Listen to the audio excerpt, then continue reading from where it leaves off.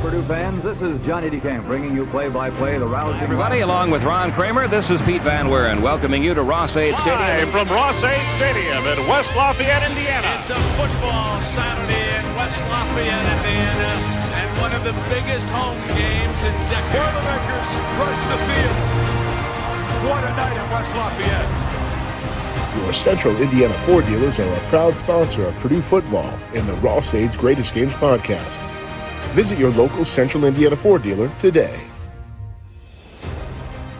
Welcome back to the Ross-Ade's Greatest Games podcast. I'm Corey Palm. He's Tim Newton as we're coming to the close of what's been a lot of fun, I think, Tim, recounting some really, really fun times held in Ross-Ade Stadium as we celebrate its 100th season this year. Have you had fun? It's been a lot of work. I have, and shockingly, the Boilermakers have gone undefeated in this series. So can we continue it for another, 2, 3, 4, 5 years? Let's do it. I'm game as long as we can keep getting guests. That's really the thing. We've got a good guest for you here today. You guys know the rules. You've been watching all season long, so I'm not going to waste any time with that. Thank you for watching all season long. Tell your friends. Tell your friends. Bring them along. Send them links. Go to your local Indiana Ford dealers while you're at it. Our sponsor that we really appreciate their support this season with the Greatest Games podcast. Today we're talking about our second game from the 2021 season. Last week we talked with George Karloftis about the opener against Oregon State. Today we are going to have Aidan O'Connell joining us live from, not live, on tape from Las Vegas. Live on tape from Las Vegas to dissect the upset of number 3 Michigan State. That's what we're going through this week, and that was a great game. I know personally I had family in town cheering for Michigan State. That was really a lot of fun to be able to celebrate in their faces that night. Tim, it was the second top 5 upset for the Boilermakers that season. Just as you look at 2021 as a whole, what comes to mind from that team and from those moments? Well, those 2 games right off the bat, the top 5 wins, and anytime you rush the field, the fans get on the field after a game, you know it's going to be a special memory for quite a few people. Of course, then the way the bowl season finished up with another fantastic finish. But this was a team that just persevered all season long. They found a way, and Aidan O'Connell, who will be our guest later on, maybe one of the great stories in the 100 years of Purdue football at Ross-Ade Stadium, because here's a guy that, as we know, was an 8th-string backup walk-on quarterback when he started and wound up not only starting at Purdue, but now is starting in the National Football League. And it is true, with all apologies to Bill Murray, it's a real Cinderella story. Absolutely. His only real offer coming out of high school was Wheaton College to go play Division III football with his brother, and he was fine with that until he got the opportunity to try out to maybe be a walk-on at Purdue. You know, the funny thing, I talked to Brian Brom a couple of years ago about Aidan, and I asked him, where did you find this guy? And of course, he had gone to a quarterback camp up in the Chicago area, and so the guy that ran the camp highly recommended him because he saw the talent that he had. But you kept hearing, it was David Blau, it was Elijah Sindelar, they kind of went back and forth. But you kept hearing about this guy O'Connell, and I would hear it from some of the players, like, this guy has got as good an arm as anybody there and can make all the throws. And then you wonder, is this going to be like another spring game warrior where you have these spring game all-stars that are playing against the 3rd and 4th string defense, and that's the high point of their career. But you just kept hearing more and more about it. And Aidan just eventually, that one season, just worked his way up the ladder as one injury, and somebody leaves the team. And now all of a sudden, you get thrown into a game against Nebraska, and you've got to go down and lead your team to touchdown drives to win. And that's where the legend started. It absolutely was. He got his first career start the following week in Evanston, which is 15, 20 minutes from where he grew up. It was truly a storybook, a fairy tale story, and the Boilermakers get the late win there against the Wildcats. I think where it really solidified for me, like you say, hearing the rumblings, take you behind the curtain a little bit, when players are going to the NFL and they have their pro day on campus. If you're a wide receiver, you have to run routes. You have to have someone throw you the ball. Well, if there's no quarterback that's graduating and going to the draft as well, you've got to find a quarterback. Rondell Moore made no bones about who he wanted throwing him balls that day, and it was Aidan O'Connell. Yeah.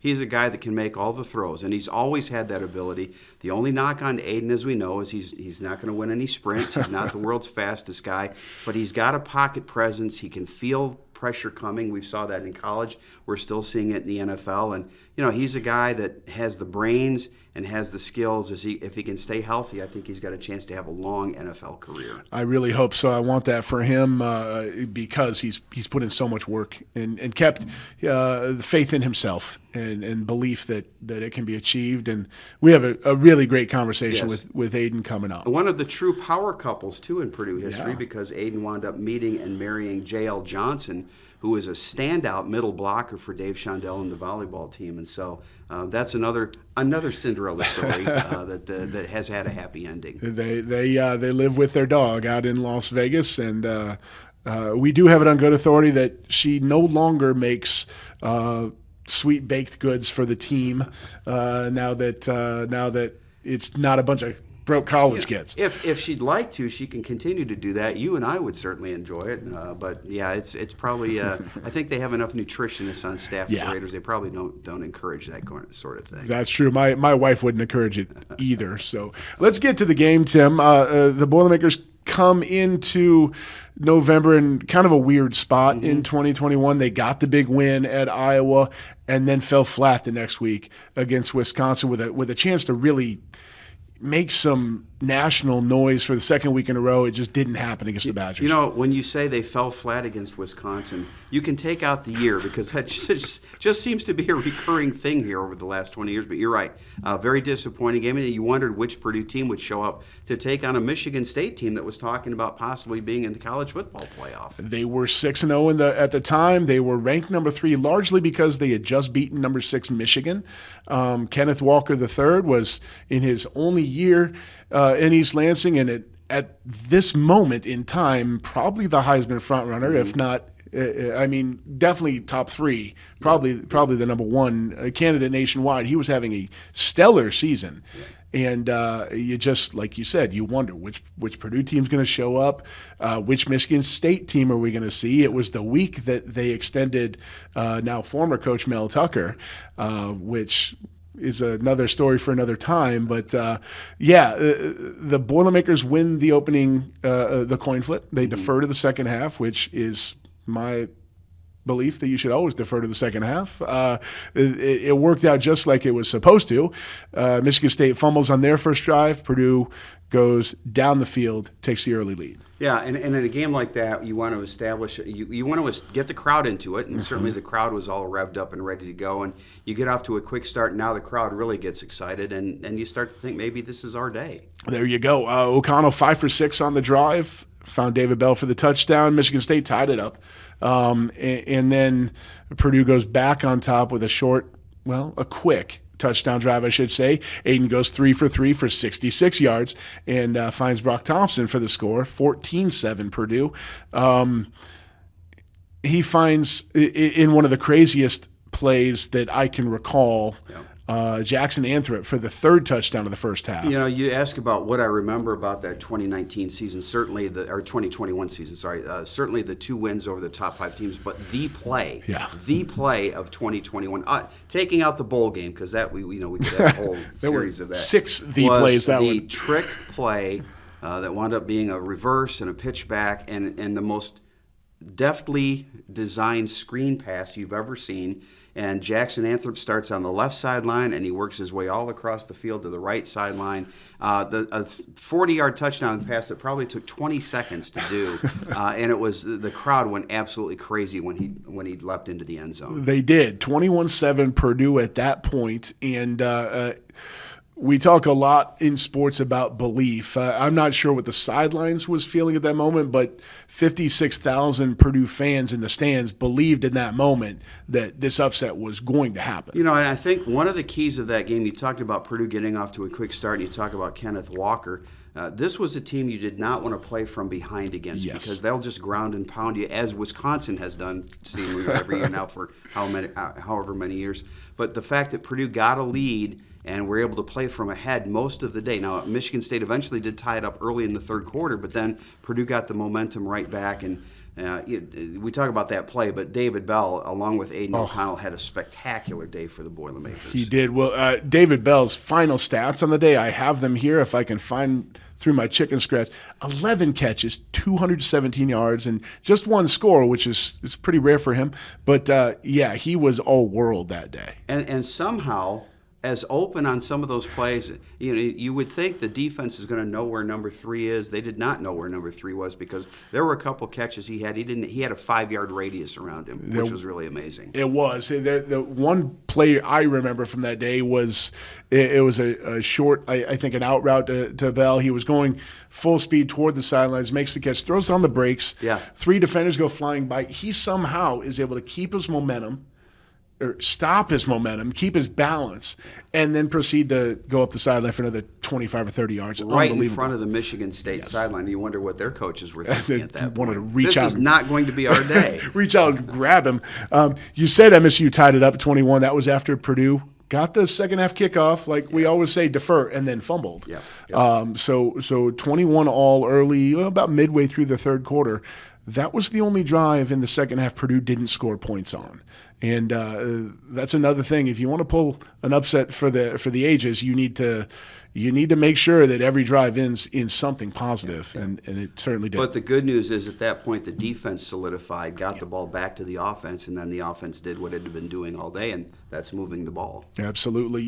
Mitchell Finneran was heard from several times there in the second half, 4 field goals, I believe, and including 2 or 3 that were inside the red zone. And if you're a Purdue fan, you're thinking, man, 7 would have sure been nice. But again, 3 is enough sometimes. Mitchell Finneran had a spectacular career here. And that season, he had 1 or 2 games where he slumped. And it was fairly early, almost in the midpoint of the season. Other than that, he was fantastic on the front end. He was fantastic on the back end. He kicked a game-winning field goal in the bowl game. Yep. But he was a guy that, especially from 40 yards in, he was pretty much automatic. He was, and he was automatic that day. The Boilermakers went from up 7 to up 10 to up 13 before Dedrick Mackey made a spectacular interception right at the goal line late in the game, which interestingly enough, I believe it was the fourth quarter at that point. Mackey made that perfect break on the ball and picked off Peyton Thorne's pass. But now the Boilermakers have the ball on the goal line, 99 yards away, and what's Aidan do? He comes out, back shoulder pass to David Bell for 19 yards. Give yourself some breathing room. The Boilermakers drive the ball 93 yards down the field before ending in another field goal and extending that back to a 2-score lead. Yeah, talking about the most spectacular play was probably the screen pass that they threw to Jackson Anthrop for the touchdown. Maybe the most important play was the throw you just mentioned, because if Purdue has to punt the ball away, Michigan's a touchdown and a 2-point conversion away from tying it, and then now you don't want to get into overtime with a team that can run the football like they can. And so huge play for Aidan, huge play for David Bell, and who else would you go to in that situation? That's my 10 out of 10. I'm going to David Bell. He's my favorite receiver of all time. I think he's in the conversation for best Purdue receivers ever. That's a long and complicated conversation. That's next year's podcast series. Yes. Just giving you an idea there. I love it. It'd be a lot of fun. Purdue on the day, they close it out. Another field goal. Michigan State doesn't really do anything late. Yeah. The defense answers the call, and the field is stormed. Let the carnage and the chaos continue. Another top 5 team goes down.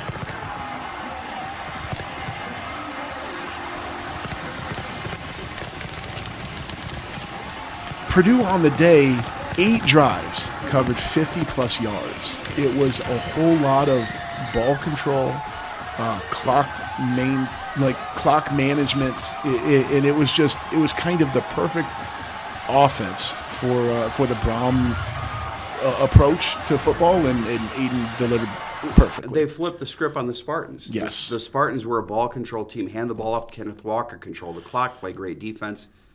Tables were turned that day. Purdue held the ball. Purdue had the long drives.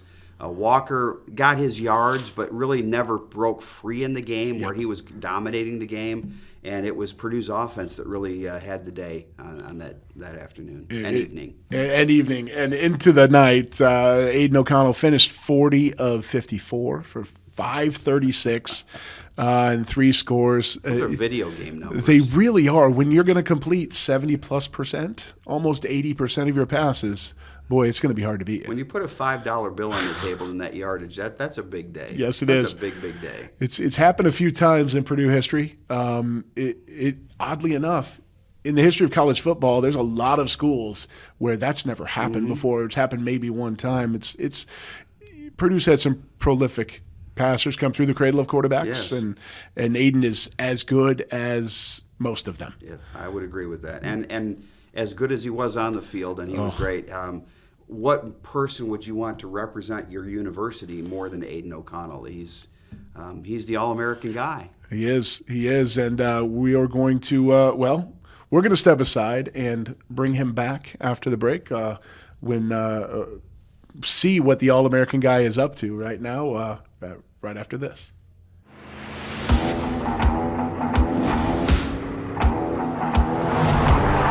Your Central Indiana Ford dealers are a proud sponsor of Purdue football.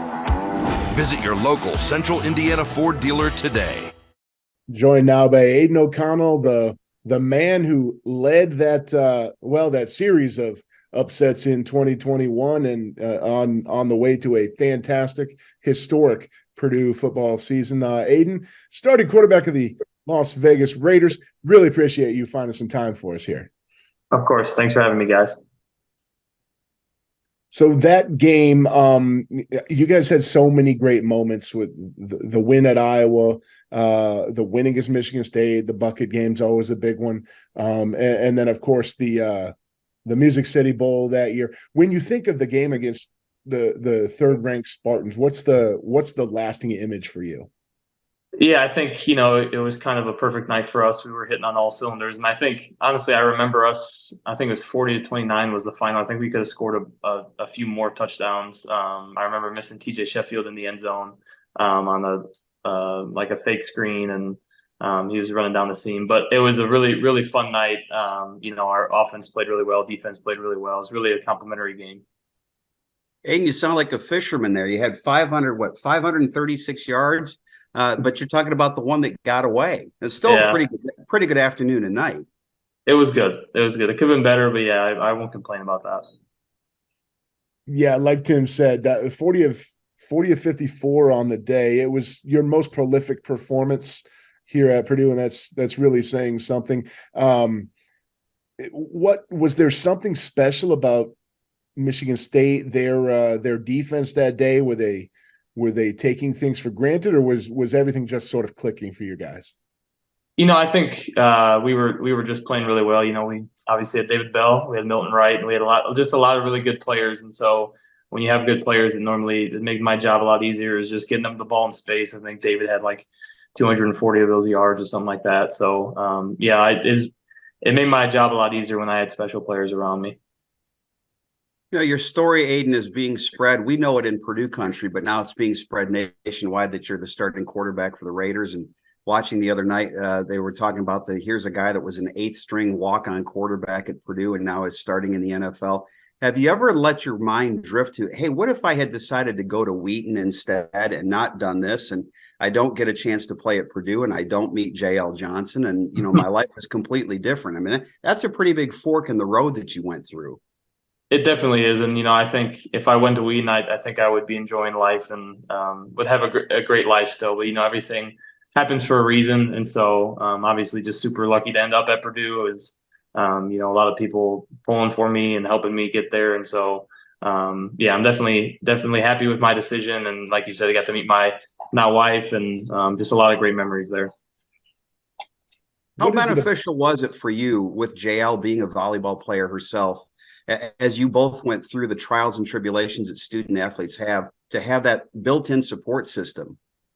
I think for her to understand the commitment that it takes to play collegiate sports, obviously she was a great player herself and was a big recruit and all that. So I think she understood, and even now she understands. She has a background in sports and understands what it takes. Week in, week out, day in, day out, and so it's definitely very helpful.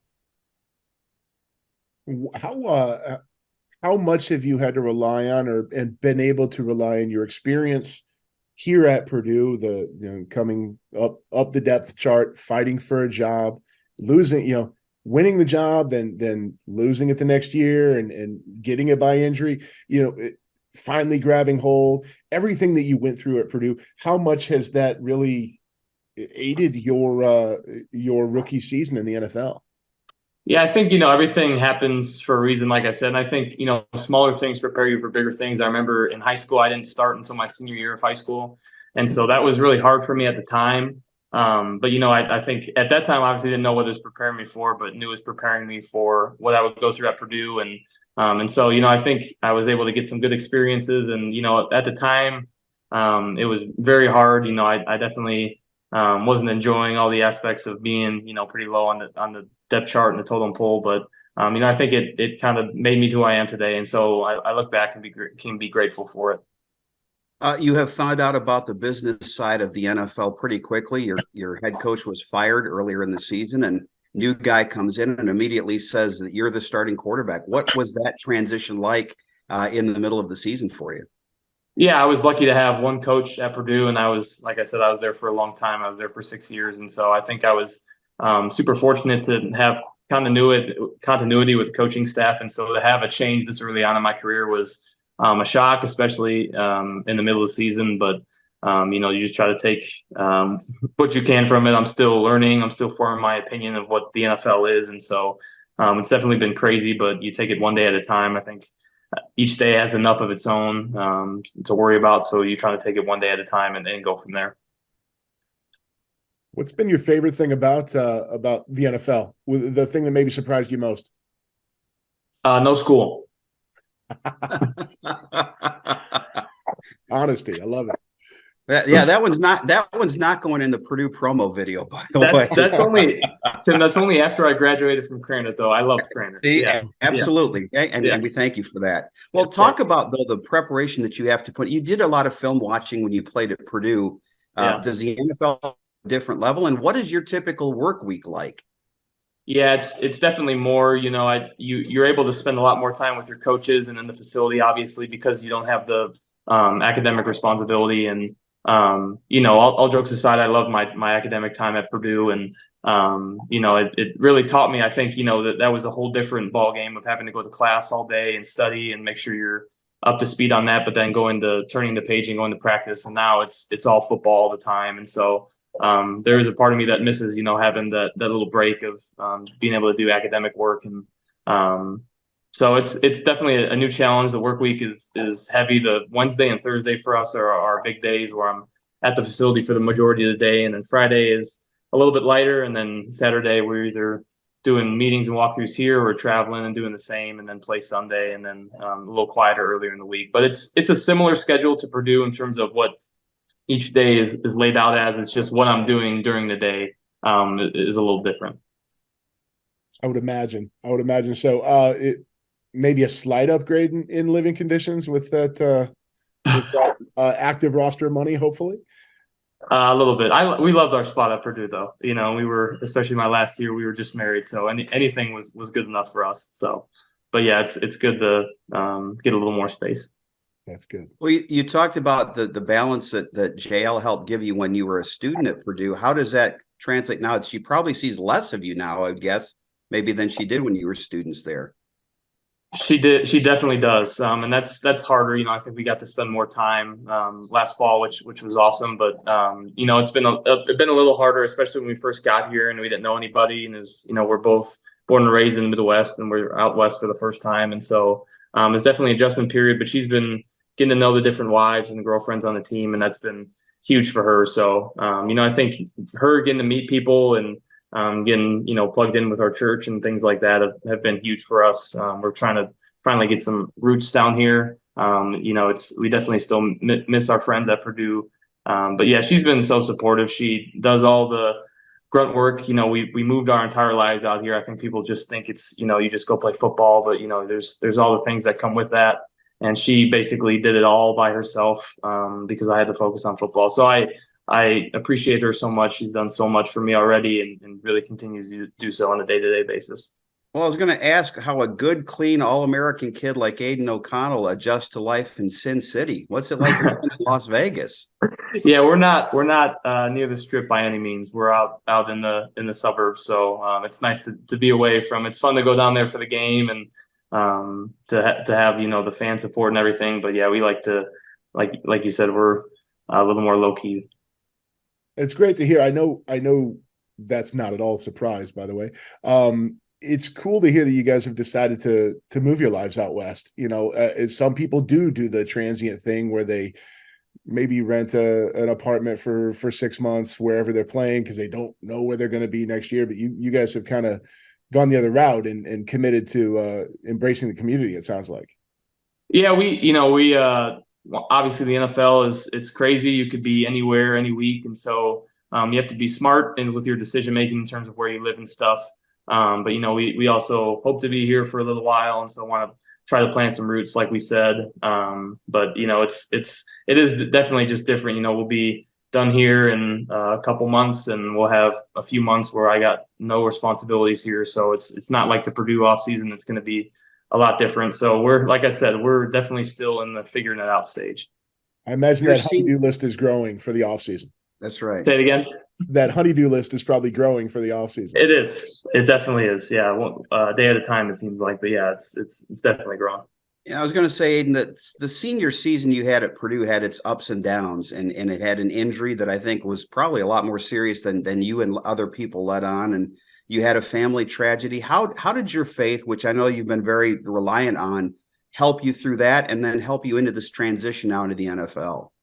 Yeah, I appreciate the question. It definitely was a hard year last year on multiple accounts. I think a lot of unexpected things, and then obviously at the end of the year was super unexpected, and then really have just been going ever since. And so it's been really hard to try to adjust and just try to, like you said, rely on my faith. I think I keep saying that everything happens for a reason, and we miss Sean a lot, and but I'm not mad at God or anything like that. I don't, think he shorted me or anything like that. I think everything he does is good, and he does it for a reason that I can't understand. But I know he knows, and he knows a lot more than I do. And so I try to rely on that truth that I tell myself and others tell me. And so it's the only reason I'm still going. If I wasn't, said before, if I wasn't a Christian, I don't think I'd still be playing football. I think I would have gone crazy by now. But we're still going, and at this point, I'm just trying to enjoy it as much as I can.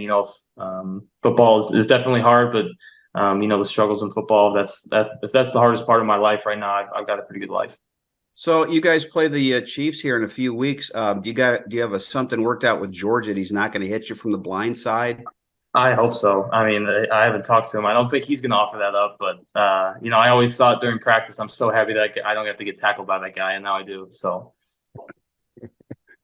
Aidan, it's been a lot of fun going through this Ross-Ade's Greatest Game series this past year, and through the research, your name's popped up quite a lot. One that stands out for me is kind of when you debuted 2019 against Nebraska. You came on in relief and pitched. Well, just to follow the metaphor all the way through, pitched a couple perfect innings to get the win over the Huskers. How special was that first action that you got to see, that and sort of, how much did that early success help you later on? Yeah, it definitely was.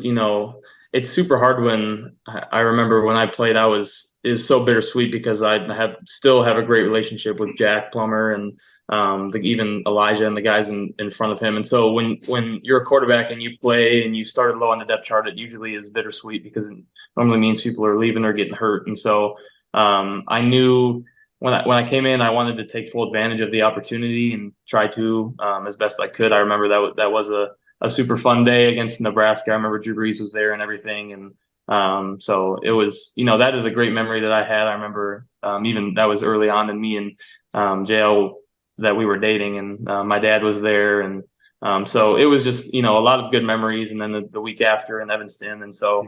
The first few games in the 2019 season, I guess the last games that I got to play were very exciting. But, I think I just tried to go in, and I think for a very real sense at that point in my life was fake it till you make it, because I didn't know if I ever was going to play or how it would go. And so I was trying to act confident and like I knew what I was doing, but I don't think I did. So just trying to figure it out as I went. You mentioned Jack Plummer. You got 6 years in at Purdue. He's still playing collegiate football. Yeah. Are you still in contact with him at all? I am. I talk to him a lot, actually. He's like I said, a great friend. I love. He's killing it. They're 9-1. They're having a great season, and so it's been really fun to watch him. I think he deserved a season like that where they had a lot of success. So it's been awesome to watch. Yeah, that's such an interesting. I love that you guys are still close, because truth of the matter is he left because he knew he was going to need to do that in order to start, and it didn't quite work out like I know he imagined at Cal, but to get this chance, I think it's cool to hear. People don't understand, the quarterback room is very small. It's half a dozen guys. Not only a small room, like you guys have to have good relationship with each other, otherwise life would be miserable, right? Right. Yeah, I think you meet with them, you lift with them, you do all the off-season stuff. You go to practice, you're talking, communicating with them, and so you kind of can't help but become friends with the guys around you. And I think the people from the outside see it as a lot more cutthroat than that, but in reality, it's really just friendships that are just kind of in a weird situation sometimes. But it's been awesome to really just even over the last couple of years to stay in touch with Jack, and that's great. Well, your dog has been very, very well behaved, and I'm not sure is it a he or she, by the way? It's a she. I'm sorry, I didn't know if he or she had a little dinner, and she's been ringing the bell a little bit. I don't know if you guys could hear, but she's doing okay. I think she's wants to be on camera or something. That's how she goes. There you go. She's welcome to join you. Absolutely. That's okay. Playing with her toys. Was this a dog you brought with you, or did you get this dog out in Vegas? We got this dog midway through the season last season, actually. So talk about a crazy season. We were on the 5th floor of our apartment building, and we got a puppy in the middle of October. So that was maybe a little too impulsive by us, but we made it work. Again, mainly JL made it work. So it was I would say a team effort, but it was mostly her. So. As most great relationships, that's the story of most great marriages, right there. Yeah, exactly. We're falling in line. Makes it work. Yep. Does she still bake things for the team? She does not. Yeah, we haven't continued that. I think our food here is so good. I think it would be hard to keep the standards. We're super blessed with the really good chefs and everything at the facility. So she hasn't continued that. Maybe next year. We'll see. But I try to not tell her not to bake as much as possible, just to keep it away from me. Smart move for her to tap out when she can. Yeah, exactly. Aidan, we really appreciate it. Thanks again. It's been a lot of fun. It's memory lane still, even if it was just a few years ago, and it's always great catching up with you. Yeah, no, we miss you guys, and it's fun to talk to you guys. Hope to see you guys soon. For sure. Great to see you again. Boiler up, Aidan. Yep, boiler up, hammer down.